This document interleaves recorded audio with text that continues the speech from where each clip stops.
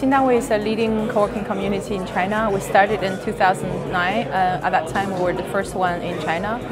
There were still not too many co-working spaces at this moment in the entire country.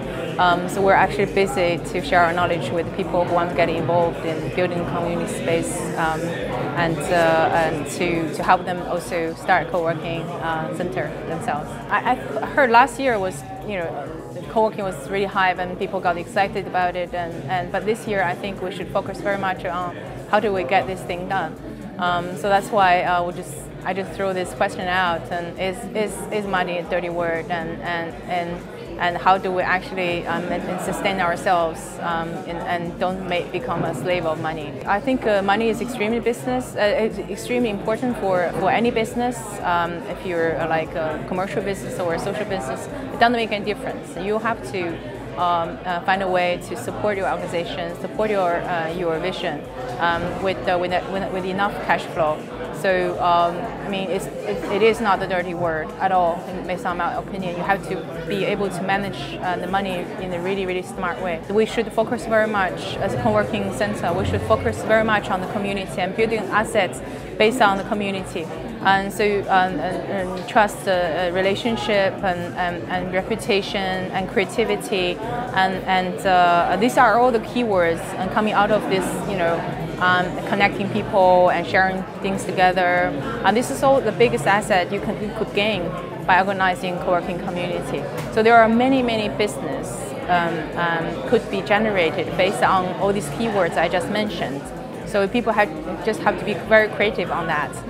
But if you just focus on the short-term goal and turn your co-working into a completely different sort of real estate model, it's a temporary solution. But you should always look in the long term. See, all your effort on organizing things and people talk to each other and share things, and these are your focus, and these should be also generate cash for you in the long run. Don't expect the government to just pour money on us immediately. So we allow ourselves to build this reputation also in front of the government and other private sponsors.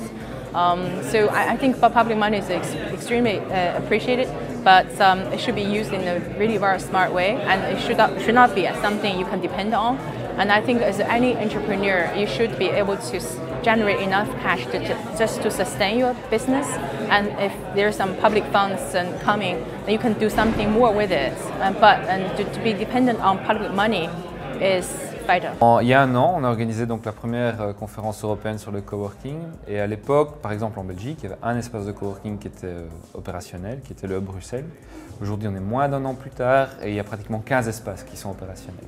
Et donc, globalement dans le monde, on voit que c'est cette tendance-là qui se renforce avec plus de 1200 espaces de coworking ouverts dans le monde. Ça a pratiquement doublé aussi en un an et on voit qu'il y a une accélération aujourd'hui vraiment du mouvement, en tout cas pour l'ouverture de plus en plus d'espaces de coworking. Des acteurs traditionnels, soit du monde du bureau, soit du monde des incubateurs, soit même des universités, voire même des entreprises, commencent à s'intéresser aussi à ce mode d'organisation du travail parce que justement ça leur permet de sortir un petit peu des modes d'environnement qui sont parfois un petit peu stériles, alors que le challenge de l'innovation, de la réactivité, de la créativité est absolument fondamental pour tout le monde. La solution coworking semble de plus en plus évidente pour de plus en plus de gens. Alors le challenge maintenant, c'est comment faire en sorte qu'on entre dans cette dimension de gestion de communauté qui permet toute cette interaction, tout aussi en professionnalisant un petit peu les choses. Comment rendre justement le modèle de coworking durable et lui permettre de grandir? C'était un des défis maintenant de cette conférence aussi,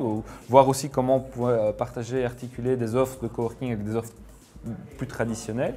Et c'est ça, Taking Coworking to the Next Level. C'est vraiment accompagner cette évolution où on voit que le coworking, ça va devenir une tendance lourde, probablement de la décennie qui vient, que peut-être même que l'expérience de bureau traditionnelle va évoluer, migrer vers plus une expérience de coworking, ou à la limite, coworking en fait va devenir le working.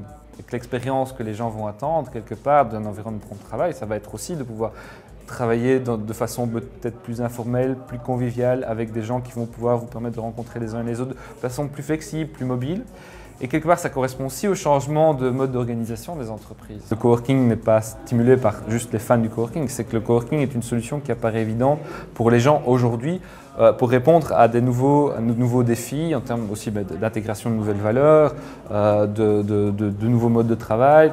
On a vu aussi, par exemple, Emergent Research, qui est un bureau à San Francisco, qui a fait une étude sur l'augmentation du nombre de travailleurs indépendants dans des économies en Europe et aux États-Unis. On voit qu'on va avoir de plus en plus de travailleurs indépendants. Le coworking est une solution qui va plus que vraisemblablement se développer encore plus rapidement, parce que la demande du fait de cette évolution du nombre de travailleurs indépendants, de gens, d'entrepreneurs, de gens qui veulent démarrer des choses, qui peuvent le faire avec beaucoup moins de capital qu'avant grâce aux nouvelles technologies, vont avoir besoin d'espace pour rencontrer d'autres, de networker, de créer des choses ensemble, de co-créer des choses.